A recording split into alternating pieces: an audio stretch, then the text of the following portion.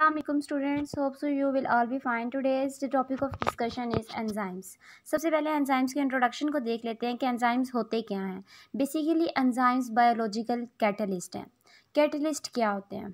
Catalyst वो substance होते हैं जो कोई भी रिएक्शन को स्पीड अप कराने में, उस रेट ऑफ रिएक्शन को इंक्रीज़ कराने में हेल्पफुल होते हैं. सेम इसी तरह एंजाइम्स बायोलॉजिकल कैटलिस्ट हैं जो स्पीड अप करते हैं बायोकेमिकल रिएक्शन को. मींस बायोकेमिकल रिएक्शन वो रिएक्शंस होते हैं जो लिविंग ऑर्गेनिजम्स की बॉडीज़ में हो रहे होते हैं.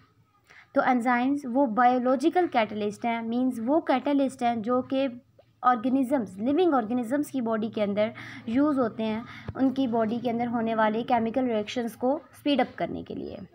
सेकेंडली, जब हम एंजाइम्स के बारे में देखते हैं तो हमें पता चलता है कि enzymes are 3 dimensional globular proteins. इस बात का क्या मतलब है? 3 डायमेंशनल मींस ये जो एंजाइम्स हैं बेसिकली होती क्या हैं? ग्लोब्यूलर प्रोटीन्स होती हैं.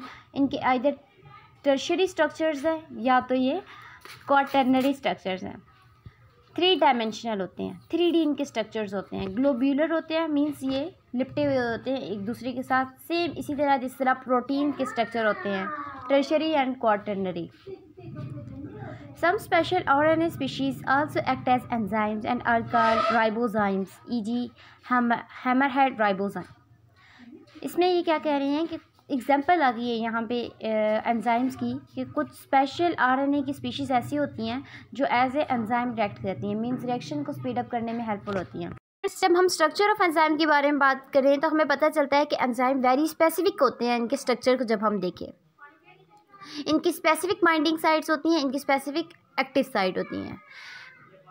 अब the active site of enzyme is the region. जब हम एंजाइम के एक्टिव साइट की बात करेंगे, होता क्या है कि ये स्पेसिफिक एक्टिव साइट एंजाइम की वो स्पेसिफिक रीजन होता है जहाँ पे सबस्ट्रेट अटैच होता है. अब सबस्ट्रेट 2 टाइप्स का हो सकता है. इट मे बी कोफैक्टर और it may be prosthetic group. अब कोफैक्टर्स और प्रोस्थेटिक ग्रुप में क्या डिफरेंस है वो आगे चल के हम देखेंगे. और एक्टिव साइट मोर एवर वो कंटेन करती है एक ऐसा रेजिड्यू. रेजिड्यू क्या है? वो मटेरियल या वो सब्सटेंस या वो सारी चीज़ें जो रिक्वायर होती हैं किसी भी एंजाइम की एक्टिव साइट को सबस्ट्रेट के साथ अटैच करने के लिए.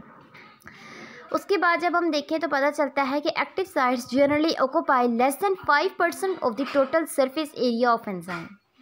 के एक्टिव साइट, अब देखें कि एक्टिव साइट होती कितनी है. मींस अगर 100% एक एंजाइम का हमने स्ट्रक्चर देखा है, अब हमें पता चलना हो कि how many percent active site occupy the enzyme structure. तो हमें पता चलता है कि 5% of the enzyme structure is occupied by active site.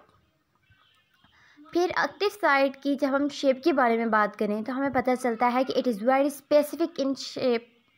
अब एक्टिव साइट के स्पेसिफिक होने का मतलब क्या है कि एक्टिव साइट एक ऐसी शेप है जो अपनी वेरी स्पेसिफिक है और कोई भी एंजाइम अपनी स्पेसिफिक एक्टिव साइट के साथ ही अटैच हो सकता है. वो किसी दूसरे मॉलिक्यूल की या वो किसी दूसरे एंजाइम की एक्टिव साइट के साथ अटैच नहीं हो सकता है.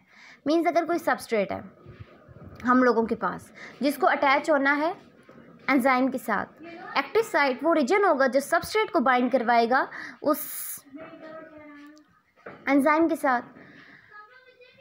मींस ये है कि active site is very specific in its shape due to tertiary structure of protein. फिर a change in the shape of protein affect the shape of active site and function of enzyme. फिर जैसे जैसे protein की shape change हो रही होगी इसी तरह एक्टिव साइट की शेप चेंज हो रही होगी, साथ साथ एंजाइम के फंक्शन के अंदर भी एक बहुत बड़ा चेंज आ रहा होगा. अब अगर हम बात करते हैं एक्टिव साइट की तो हमें पता चला है कि एक्टिव साइट वो रीजन होता है जहाँ पे सबस्ट्रेट को बाइंड करवाया जाता है एंजाइम के साथ. तो जब हम एक्टिव साइट की टाइप्स को देखें तो हमें पता चलता है कि there are 2 types of the active sites. एक होती है बाइंडिंग साइट और एक होती है कैटालिटिक साइट. अब बाइंडिंग साइट, इसके मीनिंग से ये साबित हो रहा है कि एक्टिव साइट की वो किस्म, एक्टिव साइट की वो टाइप जो कि एंजाइम को बाइंड करवाती है उसके सबस्ट्रेट के साथ, उसको बाइंडिंग साइट कहते हैं. Binding site chooses its substrate and binds it to active site. Means कि binding site आती है, वो अपना स्पेसिफिक सबस्ट्रेट चूज़ करती है कि उसके साथ किस टाइप की, मतलब एंजाइम की शेप को देखते हुए बाइंडिंग साइट सबस्ट्रेट की शेप को चूज़ करता है कि उसमें कौन सा सबस्ट्रेट फिट आ जाएगा और बाइंड कर देता है उसको एक्टिव साइट के साथ।